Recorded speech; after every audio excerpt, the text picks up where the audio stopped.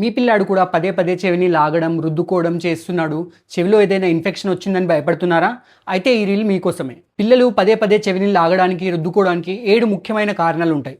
వీటిలో ఏమైనా మీ పిల్లల్లో ఉన్నాయేమో గమనించండి. First, curiosity.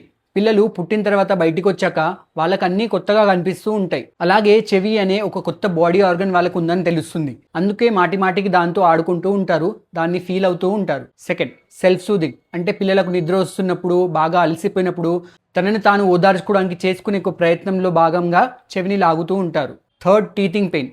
పిల్లలకు 6 నుంచి 8 ఏళ్ల వయసు వచ్చినప్పుడు మాటి మాటికి చెవి లాగుతుండడం చూస్తుంటాం. పిల్లలకు పళ్ళు వచ్చే దగ్గర మరియు చెవికి కూడా ఒకటే నర్వ్ సప్లై ఉంటుంది. అందుకే ఇక్కడ వచ్చే పెయిన్ ఇక్కడ రెఫర్ అవుతుంది కాబట్టి వాళ్ళు మాటి మాటికి చెవిని లాగుతూ ఉంటారు. ఫోర్త్, పిల్లలకి ఏదైనా అలర్జీ కానీ లేదా చెవిపైన ఎగ్జిమా ఉంది, చెవిపైన ఏదైనా పురుగు కుట్టింది, ఇలాంటి సిచ్యువేషన్లో కూడా మళ్ళీ మళ్ళీ చెవిని లాగుతూ ఉంటారు. ఫిఫ్త్, ఒక్కోసారి పిల్లలకి యాక్చువల్గా చెవిలో ఇన్ఫెక్షన్ ఉంటుంది. పిల్లల చెవి నుంచి ఏమైనా చీము గారుతుందా లేదా మీరు జాగ్రత్తగా చూసుకుంటూ ఉండాలి. Sixth, ear wax. పిల్లల చెవిలో వ్యాక్స్ కూడా పేరుకుపోతే అప్పుడు కూడా చెవి నొప్పి వచ్చే ఛాన్స్ ఉంటుంది. Seventh, cold.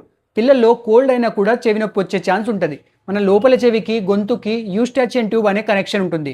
కోల్డ్ వల్ల ఆ యూస్టాచియన్ ట్యూబ్ బ్లాక్ అయితే కూడా పిల్లలకి చెవి నొప్పి వచ్చే ఛాన్స్ ఉంటుంది. వీటిలో ఏమైనా మీ పిల్లల్లో వస్తున్నాయేమో గమనిస్తూ ఉండాలి. కానీ పిల్లలకి జ్వరం కూడా వస్తుంది, ఆపకుండా ఏడుస్తున్నాడు, చెవి నుంచి ఏమైనా చీము గారుతుంది, చెవును ముట్టుకుంటేనే నొప్పి వస్తుంది, ఇలాంటివి ఉంటే మాత్రం మీ పీడియాట్రిషియన్ని కన్సల్ట్ అవ్వండి. ఈ రీల్ని సేవ్ చేసుకోండి, మరిన్ని టిప్స్ కోసం ఫాలో అవ్వండి.